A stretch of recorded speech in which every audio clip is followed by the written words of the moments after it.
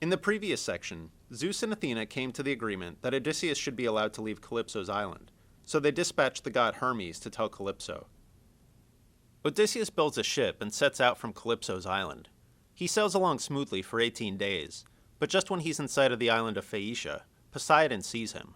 Poseidon is still angry with Odysseus for blinding his son, the Cyclops Polyphemus, so he creates a storm. Odysseus' boat is smashed to pieces, and he's adrift at sea for 3 days before he finally makes it to Phaeacia.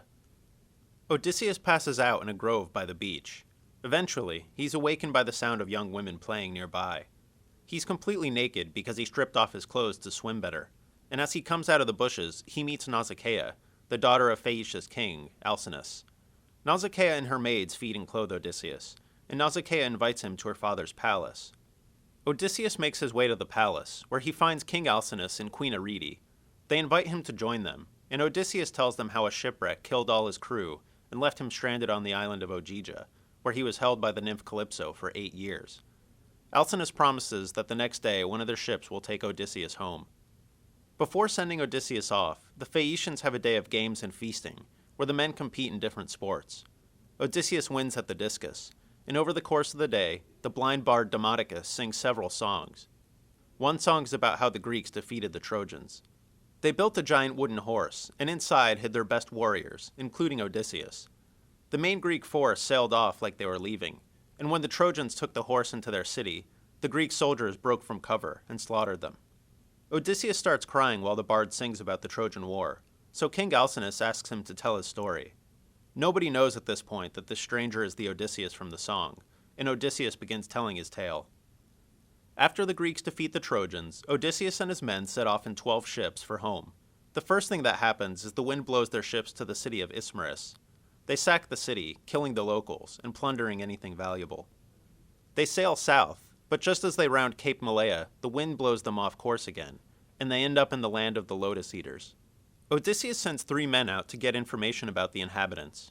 When the Lotus Eaters give them the lotus fruit to try, they lose all interest in returning home.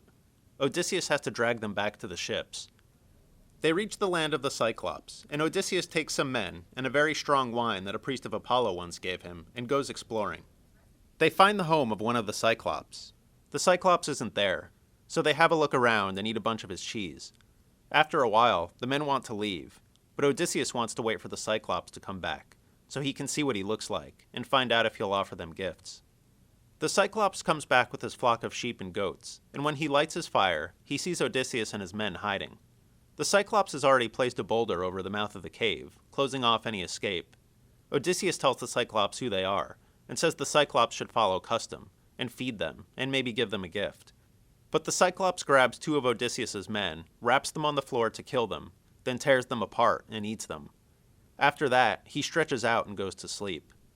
Odysseus thinks of killing the Cyclops by stabbing him through the liver, but he and his men would never be able to move the boulder from the opening of the cave, so he decides to think of another plan. In the morning, the Cyclops kills and eats 2 more men, then takes his flock out and puts the boulder back over the doorway. Odysseus sees the Cyclops' giant club and gets an idea. They cut out a long piece and sharpen it, creating a spear, then char the end in the fire to harden it. Odysseus hides the spear. The Cyclops returns and brings his whole flock inside. He eats 2 more of the men. Odysseus pours him a bowl of the strong wine he has, and the Cyclops likes it so much, he says he's going to give Odysseus a gift. But first he wants to know Odysseus' name. Odysseus says his family and friends call him Nobody, and the Cyclops says his gift to Nobody is to be eaten last.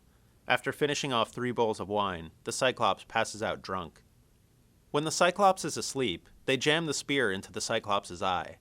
The Cyclops screams out in agony over and over, drawing the other Cyclops in the area to see what's wrong. They address him by name, calling him Polyphemus, and ask him if someone is killing him.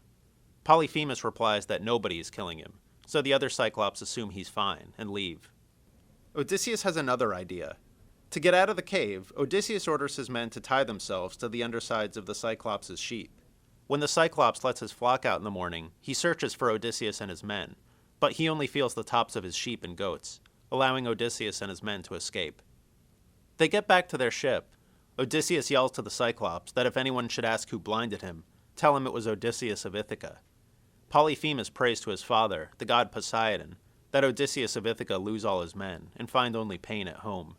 Poseidon hears him, and that's how his grudge against Odysseus begins. After some more mishaps, including a run-in with giants called the Laestrygonians, in which more of Odysseus's men are killed, they arrive on an island called Aea. The men split into 2 platoons, and a little while later, Eurylochus, the leader of the second platoon, comes running back to the ships. He tells Odysseus that they found the palace of a woman named Circe, who invited them all in, and none of the men ever came back out. He thinks they should leave immediately, but Odysseus says he's going to go find the men. What they don't know at this point is that Circe turned all the men into pigs. As Odysseus hikes towards Circe's palace, he meets the god Hermes in the woods.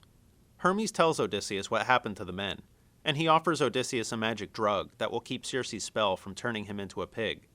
He says as soon as Circe tries to change Odysseus, he should run at her with his sword, like he's going to kill her. She'll try to get him into bed, but before Odysseus goes to bed with her, he has to make her swear an oath that she won't do anything else to harm him. Odysseus does everything exactly as Hermes instructed. He makes her swear an oath that she'll never plot to harm him. He also makes her free his comrades. Circe goes out and lets the swine out of the pen. Then she turns them all back into men.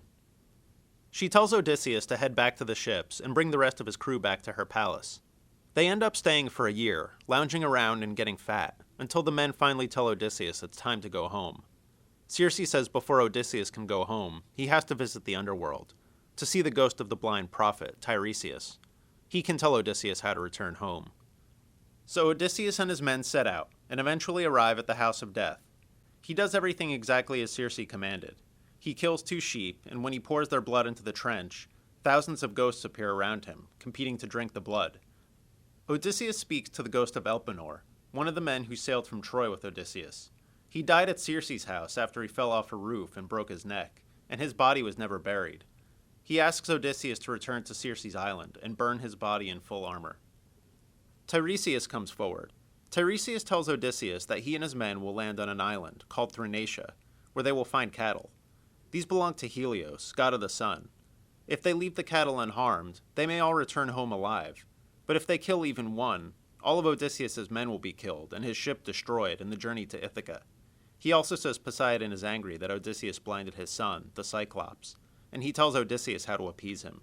If he does all that, he'll die a painless death at a ripe old age. Odysseus speaks to several more ghosts, including the ghost of Achilles. Odysseus tells Achilles that he and all the Greeks revered Achilles like a god back at Troy, and he can see that Achilles still has that power, even in death. Achilles responds that he would rather be a poor man on earth than rule over all the dead. After Odysseus speaks with some more ghosts, he heads back to his ships. They sail back to Circe's island, where they burn Elpenor's body as his ghost requested. Circe warns them of a new set of dangers they'll confront on their voyage home, and they set out again. First they pass the Sirens, who transfix men with their voices, causing them to shipwreck themselves on the shore. Odysseus orders his men to plug their ears with wax so they can't hear the Siren's song, but he wants to hear it for himself, so he has his men tie him to the mast of his ship. They reach the next danger Circe warned of, the monsters Scylla and Charybdis. To avoid the whirlpool that Charybdis creates, they stay close to Scylla's side of the strait. Scylla comes out of her lair and grabs one of Odysseus's men with each of her 6 heads and eats them alive. They sail past, and they reach Thrinacia, the island of the sun god's cattle. They end up getting stuck there for a month while the wind blows the wrong direction, and they run out of food. At first they refrain from touching the cattle and live off fish and birds, but one day Odysseus goes off to pray to the gods for help, and when he returns, he finds the men roasting cows. Helios finds out immediately. He's furious, and he asks Zeus to punish the mortals. When Odysseus's ships are finally able to sail, Zeus creates a massive storm. Wind and rain and lightning tear all the ships apart, sinking them and drowning all of Odysseus's men. Odysseus survives by tying his ship's broken mast and keel together. He floats for several days before washing up on Calypso's island, where his story began. So Odysseus finishes telling his tale.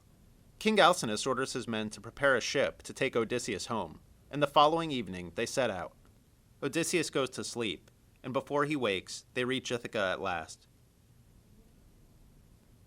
For the rest of the story, continue on to Part 3 of the Odyssey video SparkNote. For more information about the Odyssey, check out the Odyssey SparkNote on www.sparknotes.com.